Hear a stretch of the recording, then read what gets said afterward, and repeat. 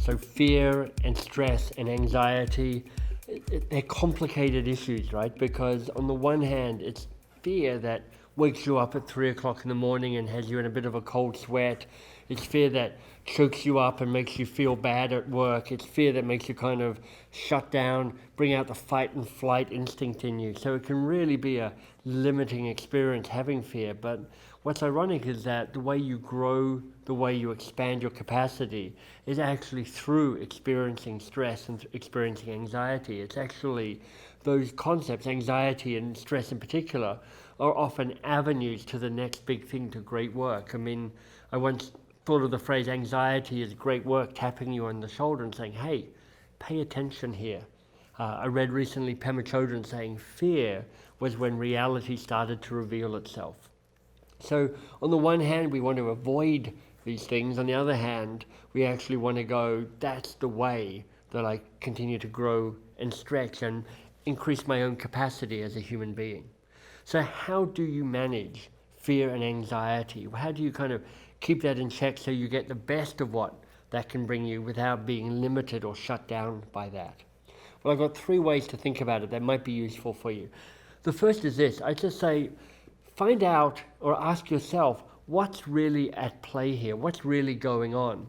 And the starting place for me, and always in this, is to ask myself, what's the data here? What do I know to be true? Because what I've discovered for myself, and this may be true for you as well, is that often the cloud of fear, the cloud of anxiety, has at its core a very, very small amount of data, and then around it a whole amount of judgment and made-up stuff that we're assuming about the data. And it's a really powerful exercise to strip it away and go, what are the facts? What's true? What do I know to be real here? And then what am I making up about the data and the facts? So one of the things to understand what's at play is to go, okay, what's the ground? What's reality here? As you understand where your judgments are in this, it's worth understanding the process of catastrophization. Now, some of you may have heard of this term, but if you haven't, this is how it basically works, and you may recognize it. Catastrophization is when you start imagining the worst things that could possibly happen. So you make an error on the report that you're writing for your boss, and you think to yourself, oh, my boss is going to be unhappy because I made an error, and then she's going to call me in and she's probably going to tell me off. In fact, she's not just going to tell me off, she's going to fire me. And in fact, if she fires me, I'll never get another job again because, I'm basically unemployable. And if I don't get a job again, I won't be able to afford the mortgage, so I'm going to lose the house. And of course, the wife will leave me, take the kids with them, so I'll be all alone. And of course, if I'm all alone, I'm going to start drinking, and I probably have that gene for alcoholism, so I'm going to start becoming an alcoholic instantly. And you know what? Before I know it, I'm going to be in the gutter, seeing my life ebb away. And that's catastrophization, when you go, okay, I've made this small error on this report, and it's going to end in my eventual demise and catastrophe. So it's useful to understand in yourself, do I have catastrophization playing out here in terms of how I'm imagining things? And again, this idea of looping back to what's the data can be extremely powerful. The third piece I'd just add in this, in terms of asking yourself what's at play, is to be asking yourself, is this connected at all to your quest to do more great work? At Box of Crayons, we stand for people doing less good work and more great work. And one of the paradoxes of that is good work is more comfortable, it's more familiar, it's less scary, it's less anxious, but it's also a bit of a comfortable rut. When you step out to do great work, the work that has more impact, the work that has more meaning for you, you're also stepping out to the edge of your own competence, your own level of experience, and that can be a bit of a challenge for you. So one of the things that might be at play is, this is what comes of doing great work. If I wasn't feeling fear, if I wasn't feeling anxious, then it would be fair to ask, are you actually up to great work right now? So the second thing that I would point to you in terms of how to manage fear, how to manage anxiety, is actually to ask yourself, how am I feeling right now? Now, this is a tough thing to do, at least it is for me.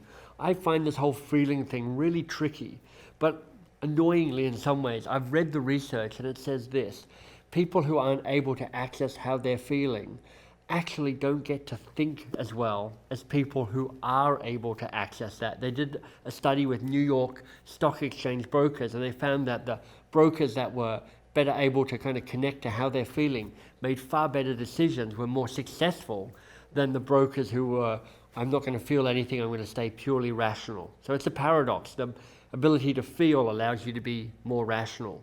So there's something about understanding how are you truly feeling right now, because sometimes fear and anxiety can just feel like this big grey cloud of overwhelm.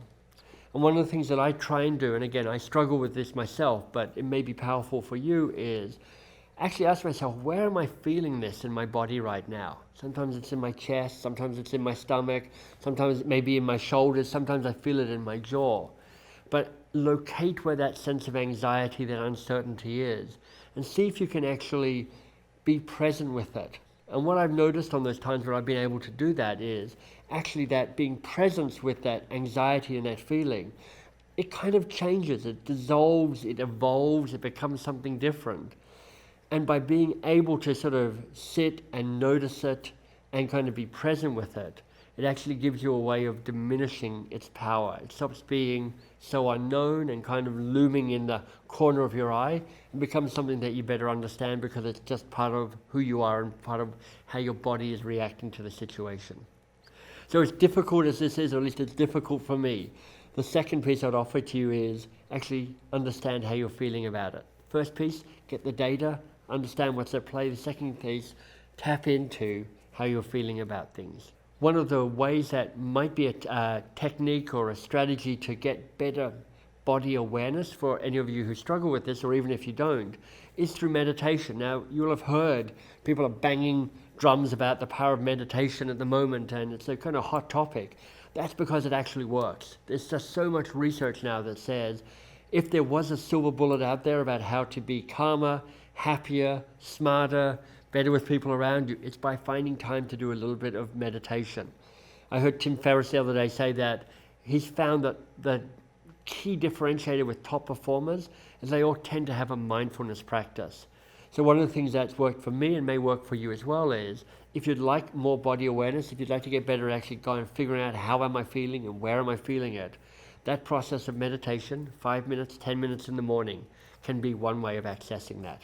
The third piece I've talked to you about in terms of managing your fear, managing anxiety, is a simple one. I think I first came across this through the Stephen Covey book, 7 Habits of Successful People. And it's a very powerful tool. It's about, do you understand what you can control? You know, the distinction is what can you control, what can you influence, and what you can neither control nor influence. And there's something very powerful about understanding what exactly is within your sphere of control. I heard I think it was an American US professional football player talking about this, and he goes, look, I don't feel anxiety, I don't feel stress, because if I can't control it, there's nothing I can do about it, so I let it go. And if I can control it, then I'm going to control it. I'm going to bring my full attention to that. And what I find that even if you know this distinction about what you can control and what you can influence, we don't tend to bring it to the forefront. So if you're feeling fear, if you're feeling anxiety at the moment, look at what's going on. Look at the data. Look at how you're feeling. Look at what you can control about the situation, what you can influence about the situation, and what's beyond control and beyond influence, and act accordingly.